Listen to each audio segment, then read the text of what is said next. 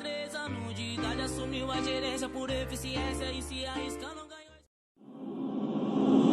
O que leva o menino à vida do crime, falta de opção, uma grande ilusão, plantando na boca pra virar patrão. Aos 23 anos de idade assumiu a gerência por eficiência e se arriscando ganhou experiência. Sua mãe decepcionada não sabe o que faz, mas já é conformada com o acontecido e disse: ô meu filho, não faça mais isso, pelo amor de Deus, não me faça passar por onde não preciso.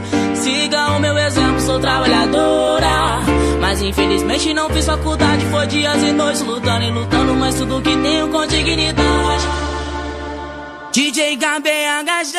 Ai que saudade daquele menino correndo, sorrindo com os olhos cheios de felicidade. Que decepção, meu filho traficante não é como antes, hoje em seus olhos só vejo maldade. Lembro como fosse agora um menino pequeno, gordinho, moreno, correndo na rua e jogando bola. Com o tempo ele foi crescendo e se envolvendo com maus elementos que sempre ficava na porta da escola. E sua mãe, com preocupação, não disse em vão, com grande aperto no seu coração: agora você tem sua cabeça e nunca